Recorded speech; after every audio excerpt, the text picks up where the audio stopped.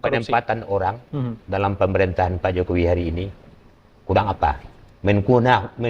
Wakil Menkumham yang hari ini profesor dari UGM itu ya.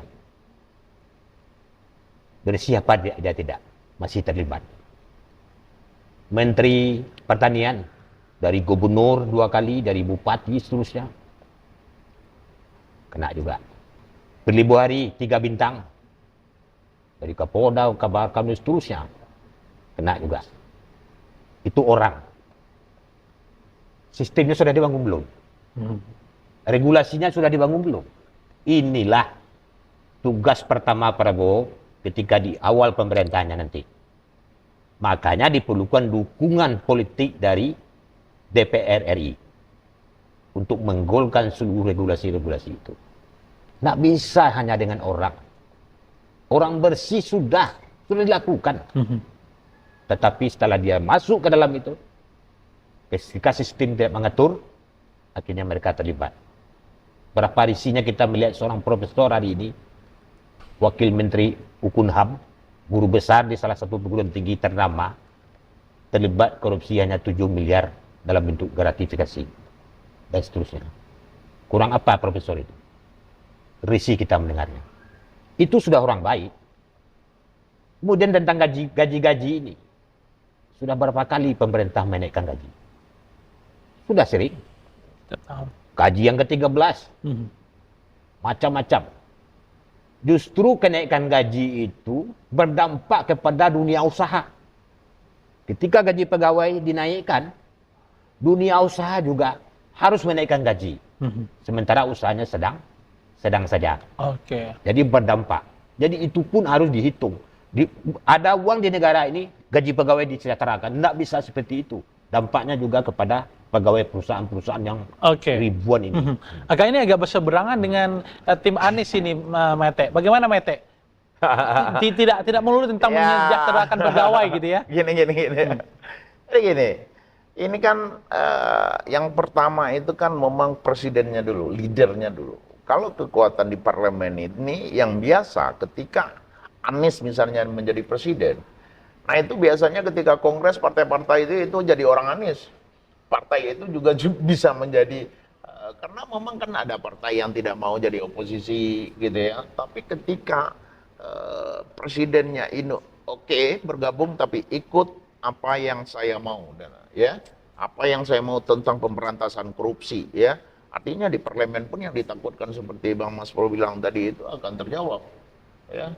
Bahwa setelah Anies menjadi presiden, bahwa 50+1 di parlemen itu akan dikuasai Anies, itu sudah suatu hal yang sudah pasti gitu ya. Wah, ini apa Korea-Korea yang Balelo ini udah hilang dari peredaran ini. Nah, ini yang pertama gitu ya.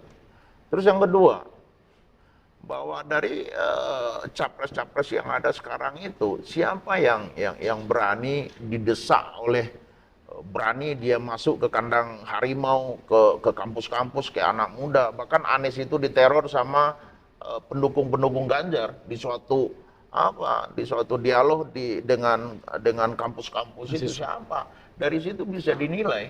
Kenapa? Karena ada pepatah orang tua kita dulu ya, berani karena jujur, takut karena salah. Nah, kenapa Anies itu berani? Karena dia yakin dia tidak melakukan apapun di masa lalunya. Dan dia berani masuk ke kampus dan dia sampaikan apa, termasuk saya pendukung Ganjar, saya mau nanyakan ini. Oh, dia berani dia untuk menjawab siapapun yang ingin mendowngrade dia dalam forum-forum itu. Kenapa? Karena itu orang-orang ibarat ameh go, oktai ku ameh, udah pelambek kare go. Artinya sangat rugilah bangsa Indonesia ini ketika orang baik, orang yang dari segi aspek apapun, dari religiusnya, dari keilmuannya, dari performannya, ya, sangat rugi bangsa Indonesia bila ini pemimpin tidak kita amanahkan kepada seorang Anies Baswedan ini.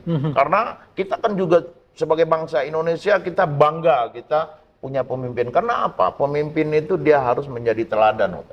Ya, kenapa orang korupsi? Dia lihat pemimpinnya juga korupsi. Kenapa ada anggota yang korupsi? Nah, makanya dari kepala itu, ibaratnya ikan itu kan busuk dari kepala. Kalau kepalanya udah busuk, udah jangan makan lagi sampai ke ekornya. Berarti udah busuk.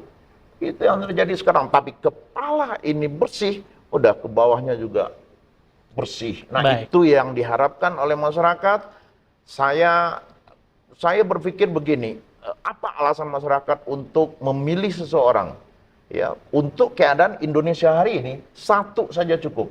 Cari pemimpin yang dia bersih dari korupsi, yang dia kita yakini tidak akan melakukan korupsi, dia dari segi apapun dia mempunyai kompetensi.